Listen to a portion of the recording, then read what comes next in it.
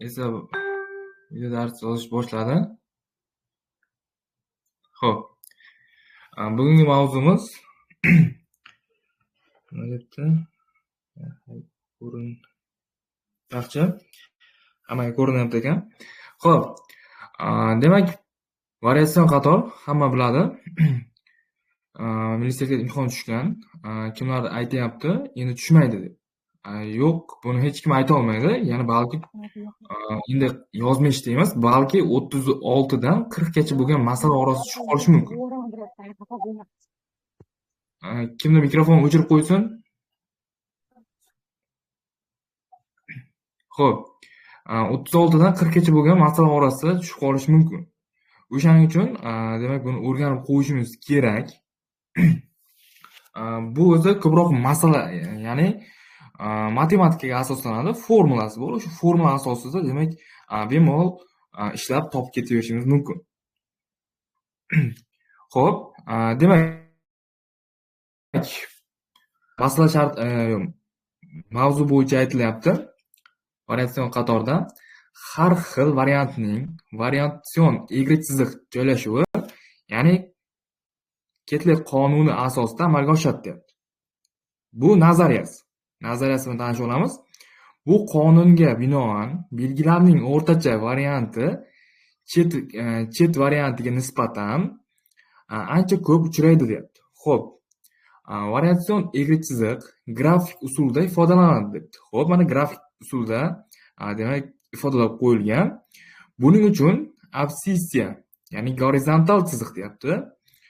Va o'qiga guruhlar o'rtacha ko'rsatkichi, masalan tana og'irligi, ordinatda, ya'ni vertikal chiziq o'qiga esa har bir guruhning uchrash tezligi, chastotasi joylashtirib chiqiladi deyapti. Xo'p, demak bilamizki joylashtirib chiqiladi deb, so'ngra hamma nuqtalar chiziq bilan birlashtirilsa variatsion egri chiziq hosil bo'ladi. Mana e'tibor berayotgan bo'lsangiz, variatsion egri chiziq hosil bo'lyapti. Ya'ni shu ko'rinishda ifodalayapti. Variatsion qatorning o'rtacha arifmetik ko'rsatkichi o'zgaruvchanlikning muhim xarakteristikasini hisoblanadi deyapti. Bunga ko'ra, ya'ni Ketler qonunining grafiki ko'rsatilgan, ya'ni tasvirlangan. Bunga ko'ra, demak mana bu bizda tasvirlanayotgan V, mana yozib olamiz. Tasvirlanayotgan V belgining variantlari, ya'ni belgining variantlari ko'rsatkichi. P esa variantlarning uchrash tezligi yokida takrorlanish soni desak ham bo'ladi. Endi bunga ko'ra deyapti, belgilarning qanchalik rivojlanganini ifodalash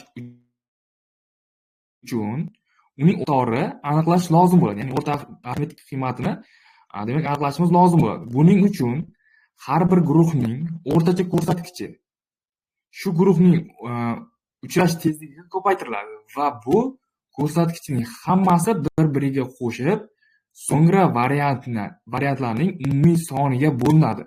Mana shu joyga diqqat bilan qayta o'qib olamiz. Qarang. Buning uchun deyapti, ya'ni formulani aytyapti. Formulani tushuntirish bo'yicha buning uchun har bir guruhning o'rtacha ko'rsatkichi shu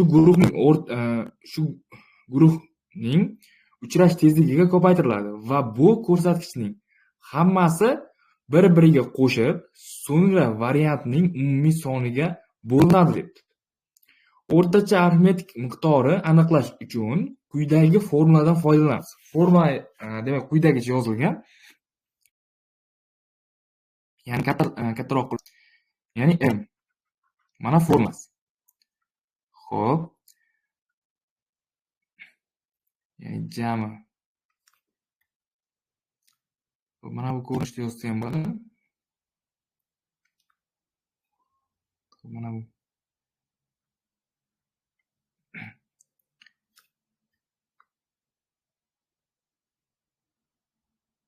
Xo'p.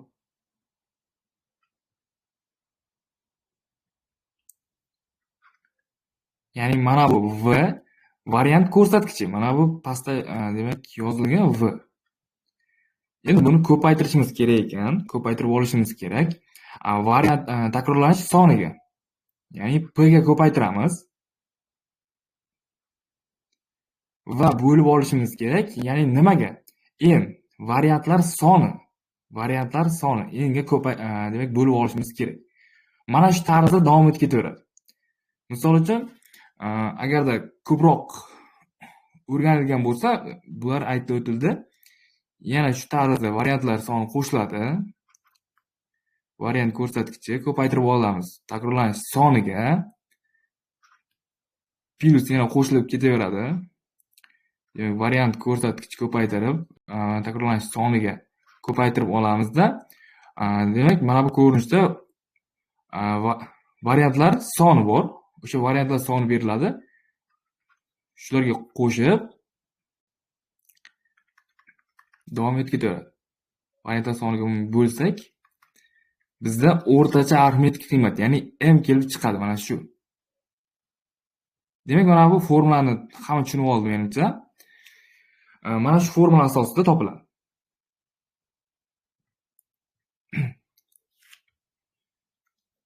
Xo'p, kimda savol bo'lsa, berishingiz mumkin. Hozir mana shu mavzuga doir masala ishlab o'rgataman.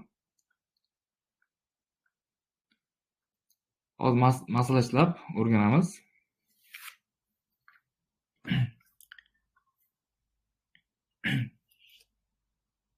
Xo'p. Birinchi masalani ko'rib o'tamiz.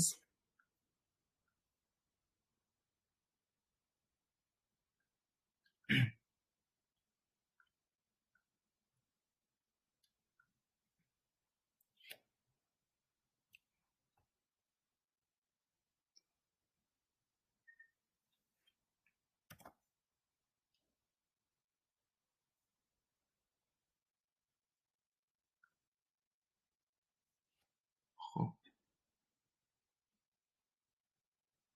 Mikrofon yonib.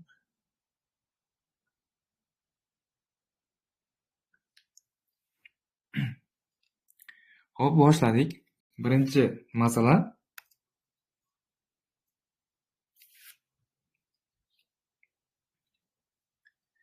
Masala sharti bo'yicha diqqat bilan o'qib Drozofila pashasida tashqi muhit haroratiga chidamligi holati ko'rsatilgan. Quyidagi o'zgarishlar aniqlangan debdi. Demak, savolimizda so'ralyapti, grafik asosida deyapti, drozofila tashqi muhit haroratida yashash mumkin bo'lgan o'rtacha haroratni aniqlang deyapti. Ya'ni o'rtacha haroratni topib olishimiz kerak. Bizda mana demak, variatsiyadan qator egri chizig'i ko'rsatib o'tilgan. Faqatgina o'sha o'rtacha haroratni, ya'ni o'rtacha qiymatni topib qo'ysak bo'ldi. Buning uchun tepadagi o'rgatib o'tilgan formula asosida topib qo'yamiz. Xo'p.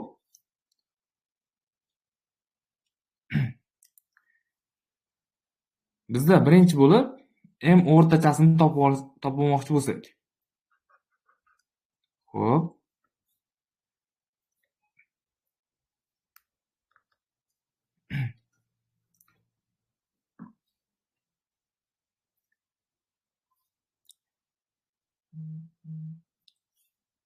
Demak, biz formulamizni birinchi bo'lib yoza oladigan bo'lsak,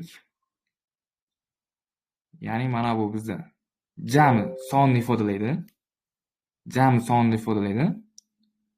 Uni pastga yozsak ham bo'lar edi.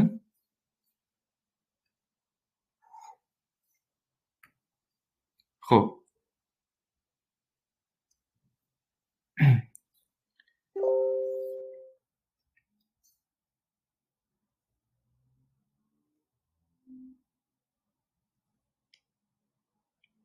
Birinchi formulani yoza oladigan bo'lsak, v ko'paytiruv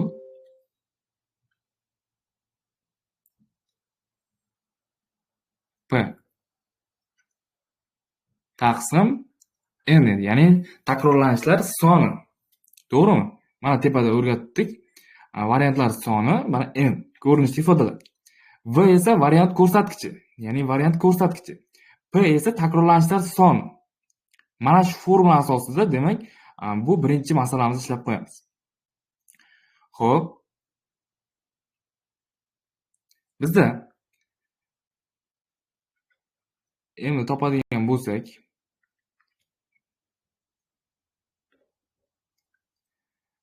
v ya'ni variant ko'rsatkichi. Variant ko'rsatkichi bizda e'tibor bering. Mana buni hozir teskari yozib qo'yibman.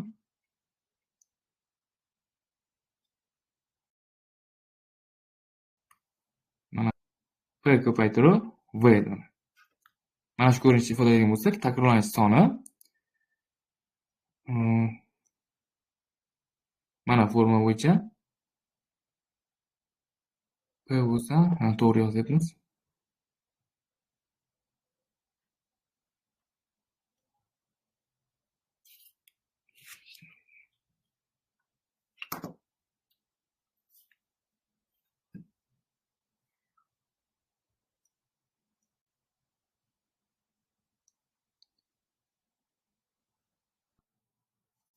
Xo'p. Bizda e'tibor berayotgan bo'lsangiz, nuqtalarga e'tibor beramiz. Ya'ni bu yerda v 7 mana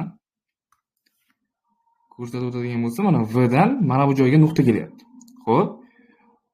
Pastga qarab uchrashish soni p 20. Keyingisiga e'tibor berayotgan bo'lsangiz, 8 dan 22 ga.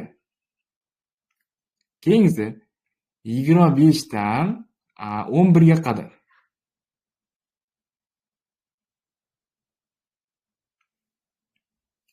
Keyingisi 14 dan 28 ga.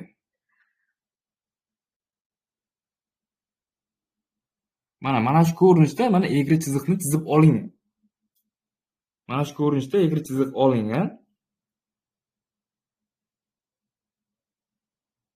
Endi bizda p ko'paytiruv, ya'ni 20.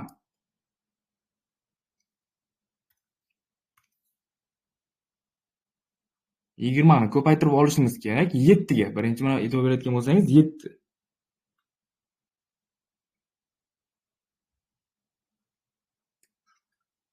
Qavs olamiz. Endi qo'shamiz. Demak, 22 ko'paytirib olishimiz kerak 8 ga. Mana e'tibor berayotgan bo'lsangiz 8.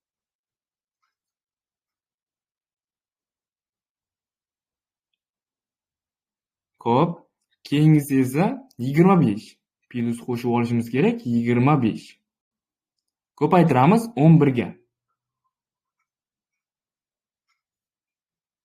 Plus 28 ni ko'paytiramiz 14 ga. 28 ko'paytiruv 14. Xo'p, mana. Endi bularni ko'paytirib qo'shib olamizda, endi bizda 22 ga variantlar soniga bo'lib. Tushunmadim. 20 emas, 22. Qaysi biri? Ha, mana bu. Ikkinchisi, ikkinchisi. Mana bu joyda adashibmiz. 22. 22 ko'paytiruv 8. Xo'p, endi umumiy variantlar soniga bo'lamiz. Endi bizda variantlar soni e'tibor berayotgan bo'lsangiz, bizda variantlar soni qaysilar? Variantlar soni 7. 7 bor ekan. Plus keyingisi esa 8 variant soni. 11 ham bor ekan. Plus keyingisi esa 14. Variantlar soni. Yig'indisiga bo'lib yuboradigan bo'lsak, bizda o'rtacha harorat ko'rsatkichi kelib chiqadi. Hisoblab bering. 24,575 so'z. Xo'p, tepani hisoblab oladigan bo'lsak, 983 mi? Ha, so'z. Past esa 40. 40. Qilgan bo'lsak, o'rtacha harorati 24,575. 575. 75. Shu. Mana shuni to'g'rilab, ya'ni 40 yo'q, 24,5 deb yozib qo'ysak ham bo'ladi. To'g'rimi? Yaxlitlab olib ketamiz. Bizda javobimiz mana shu ekan.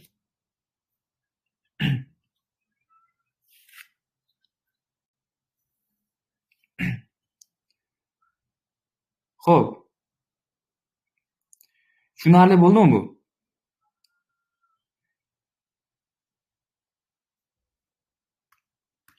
Keyingi masalaga o'tamiz.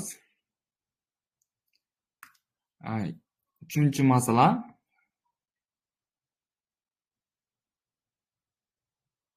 Xo'p. Masala shartida aytilyapti. Quyon qulog'i uzun, ya'ni ma'lumotlar demak jadvalda ko'rsatib o'tilgan. Variatsion qator grafik asosida tushuntiring deyapti va quyonning o'rtacha quloq uzunligini aniqlang deyapti. Xo'p, biz variatsion egri chiziq chizib olishimiz uchun demak grafik tasvirlab olishimiz kerak.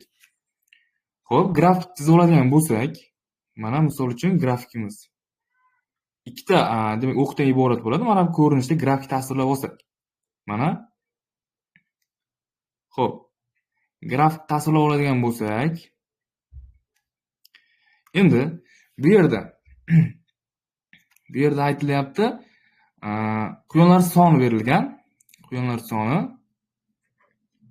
Xo'p, mana bu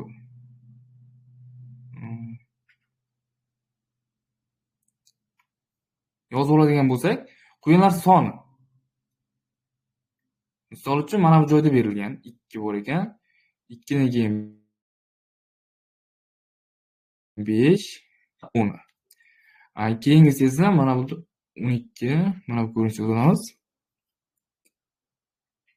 13, 16 va 19. Mana shu ko'rinishda yozib olamiz.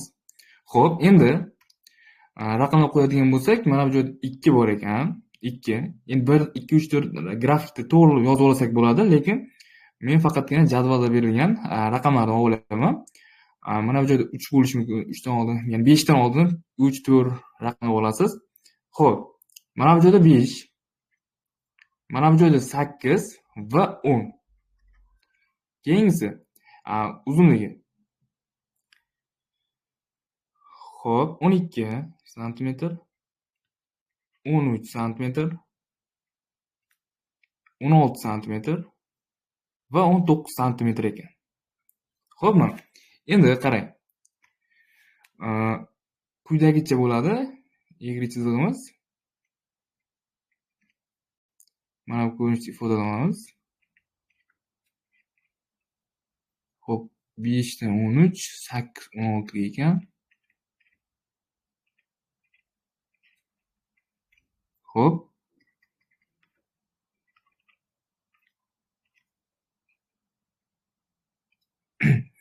Xo'p, egri chizig'imiz mana bu ko'rinishda bo'ldi mana.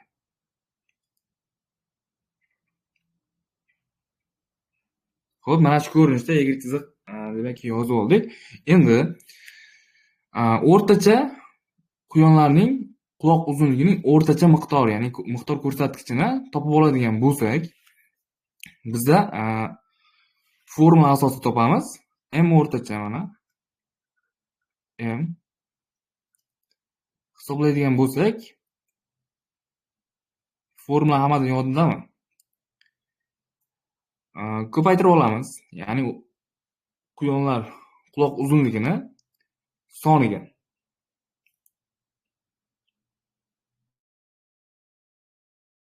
Takrorlaysak, 12 ni ko'paytirib olishimiz kerak 2 ga.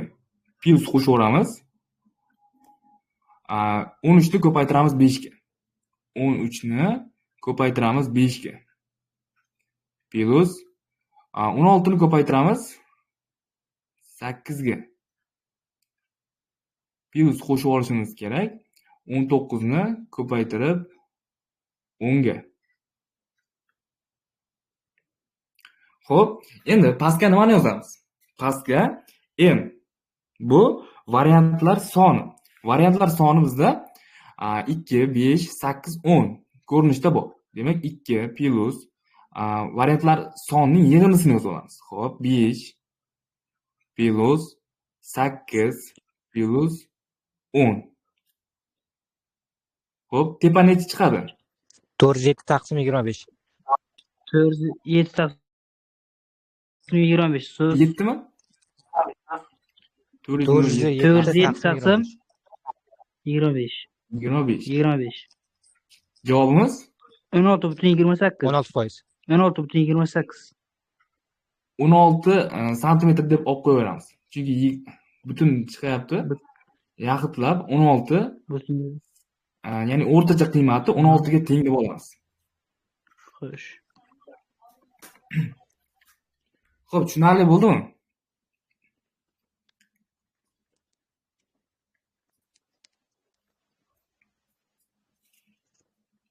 Xo'p. Keyin kanalga ham tashlangan masala bor edi, to'g'rimi? Kanaldagi tashlangan masalani ham ko'rib beraman.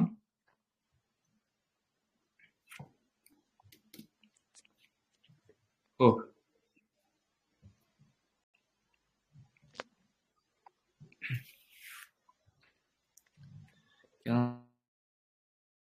Kanalga tashlangan masala. Nechinchi masala? Xo'p, bitta narsani aytib o'tmoqchiman. Kimga kitob kerak bo'lsa, demak kitobimiz tayyor bo'ldi. PDF holatda 17 ming so'm. Word holatda agar olmoqchi bo'lsangiz, Word holatda ham beriladi. 40 ming so'm. Demak, yechimlari va javoblari bor, hammasi beriladi. Keyin egizaklar metodi, unga doir masala ham bor. Demak, kanalimda ko'rsatganman.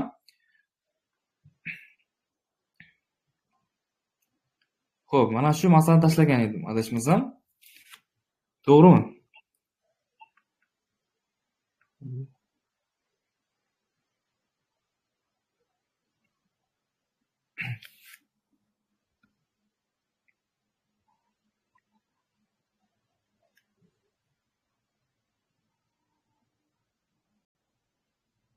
Xo'p.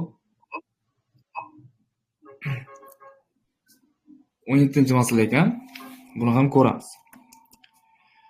Kanalga ham tashlangan edi.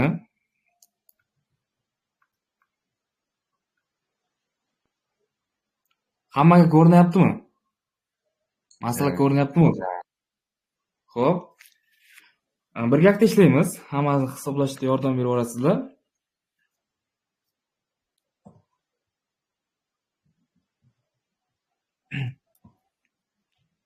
Demak, ustozda nima yozibdi?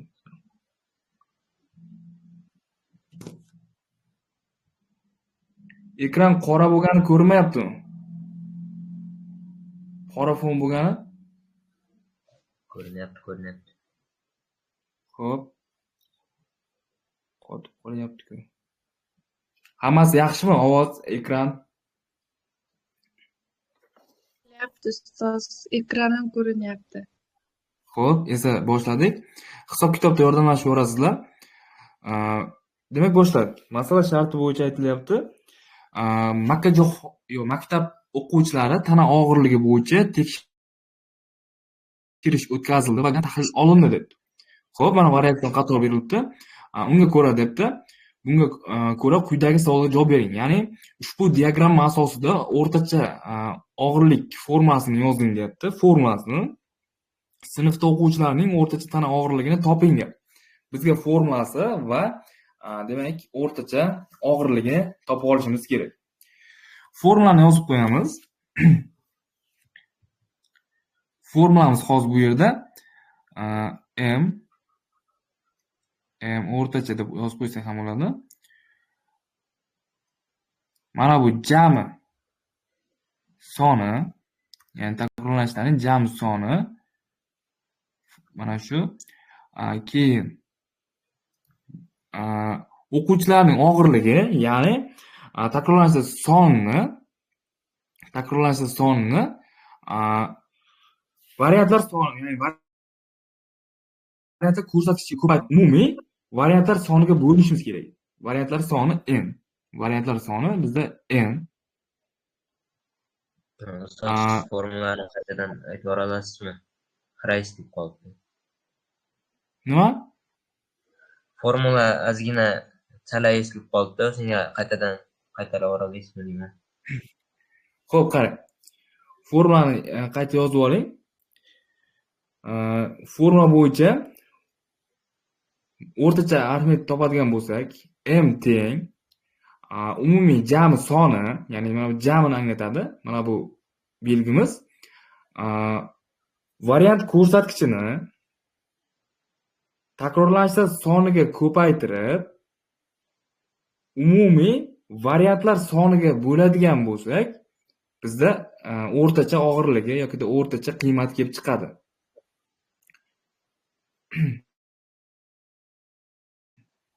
Ko'rishga olamiz. P ko'paytiruv V. Mana shu bizning formulamiz. Endi bu formula yordamida topadigan bo'lsak, A savolimiz javobi mana bu edi. A savolimiz javobi. Endi B ga o'tadigan bo'lsak, hisoblab olamiz.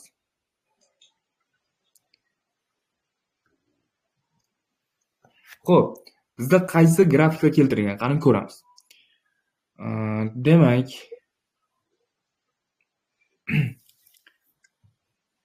takrorlanishlar soni bu yerda 8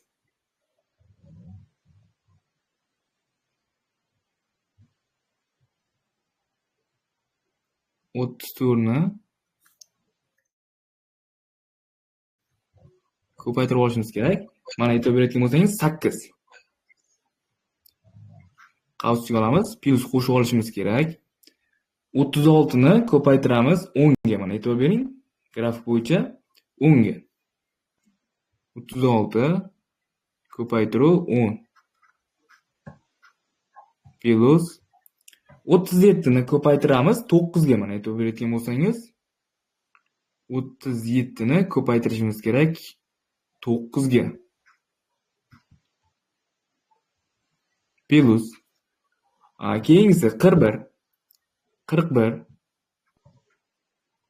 ni ko'paytirib olishimiz kerak nechiga? 12 ga ekan. 12 plus qo'shib olishimiz kerak.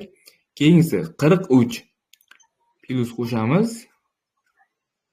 43 ni ko'paytirib olishimiz kerak 13 bilan. 13 bilan.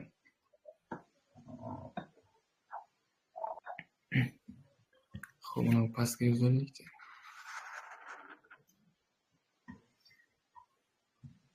Xo'p, buni pastga o'tdim. Keyin plus yozamiz. Nechi? Keyin 44 ko'paytirish 14 so'z. 14 ekan. Xo'p, keyingisi ayting. 45 ko'paytirish 13. 45 ko'paytiruv 13. 45 ko'paytiruv 13 plus 47 ko'paytirish 15. 47 ko'paytiruv 15 15. 46 ko'paytirish 46 ko'paytirish necha? 14. Plus 14. Keyin 42 ko'paytirish 12. 42 ko'paytiruv 12 12. plus 40 ko'paytirish 10. 40 ko'paytiruv 10 plus Keyin 39 ko'paytirish 9. 39 ko'paytiruv 10 mi? 9. 9. 9 ekan. 9 plus 36 36 ko'paytirish 10. nechi edi? 10. 10 edi. 10 ekan. Keyin so'z yuqorisi 6193. Xo'p, mana demak suratda yozib oldik xilmasini. Endi pastki qiymat qanday bo'ldi? Pastkilar nimalar qo'shamiz? Ya'ni variantlar soni, to'g'rimi? Variantlar soni biz qaysi aytamiz? Ketdik. Qani? So'z shu yerda sizdan bir narsa so'ramoqchi edim. Mavzu faqatgina ular emas, har bittasiga qatnashganlarni qo'shib chiqdim. Shunday qilish kerak edimi? Masalan, bittasi 2 marta qatnashgan-ku. Xo'p. 2 marta faqatgina qatnashganlarni ko'rib chiqdim man. yo'q, 2 marta qatnashgan bo'lsa, 2 marta qatnashganlarni ham qo'shib olsa bo'ladi. Na, 2 marta qatnashganlar bo'ladimi? albatta. Mhm.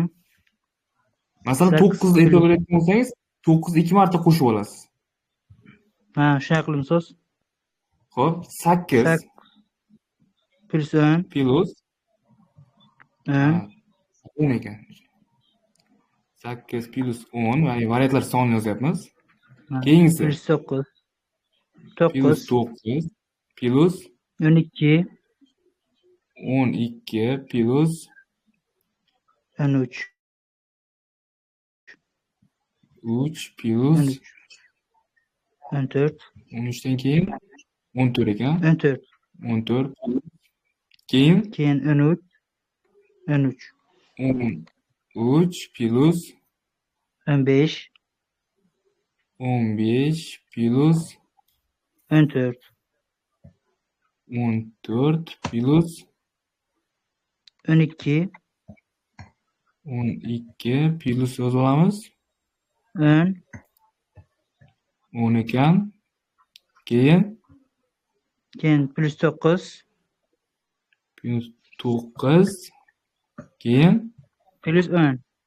10 10. Xo'p, mana shu. variantlar sonini yozib oldik. Variantlar sonini yozib oldik.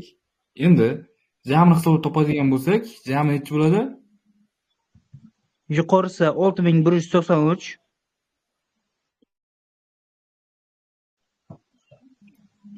Xo'p. Yuqorisi necha? 6193. 90. 193. Pastki qismi. Variantlar soni 149. necha? 149. 149. 49. Necha bo'ladi?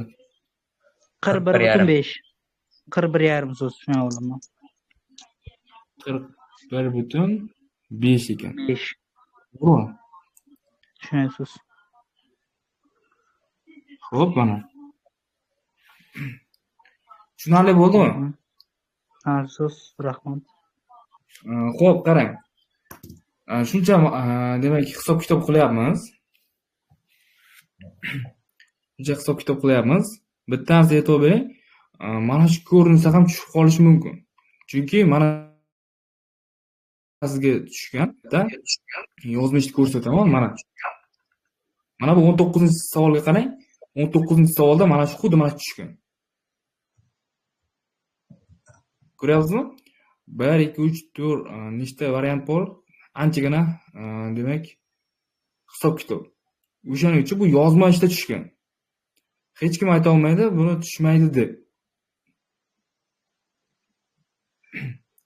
Xo'p. Kimga kitob kerak bo'lsa, PDF holatda sotiladi.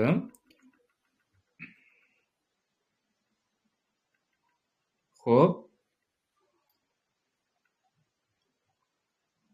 Mana ko'rishingiz mumkin. Agar xarid qilmoqchi bo'lsangiz, bemalol lichkamga yozib, to'lov qilib xarid qilsangiz bo'ladi. Ustoz, faqatgina variatsion qator haqidagi masalalar bormi? Keyin mana bu undan oldin tashlaganman kanalimda. Ya'ni egizaklar metodi. Bu ham demak tushib qolish ehtimoli yuqori. Bunda ham masala bor. Mana yozib qo'yganman narxini. Demak xarid qilmoqchi bo'lsangiz, mana lichkamga yozib, bemalol to'lov qilib xarid qilsangiz bo'ladi. Xo'p, yana bitta narsa aytib o'tmoqchiman. O'sha egizaklar metodi mana bu kanalda, mana shu kanalda demak bo'ladi. Bemalol qo'shilib olsangiz, soat nechida deb yozdim? 22:00 da. 15 minutlardan keyin boshlanar ekan. Hozir test tashlangan, ya'ni milliy sertifikat testi. Bemalol mana shu kanalga ham qo'shilib olsangiz bo'ladi. Xo'p, variatsion qator kitobi kimga kerak bo'lsa, demak lichkamga yozsangiz, yechimlar bor yechimda. Javoblar ham bor, o'shalar bilan tashlab beriladi. Xo'p, men narx yozib qo'yganman. PDF holati 17 ming so'm, Word holati esa 40 ming so'm. Keyin egizaklar metodiga doir masala ham bor mana. Uning PDF holati 10 ming so'm, Word holati 20 ming so'm. Mana shu ichkamga yozib, qaysi biri demak kerak bo'lsa, to'lov qilib, bemalol demak foydalanib, o'rganib olsangiz bo'ladi. Xo'p, demak chatimizni yakunlaymiz.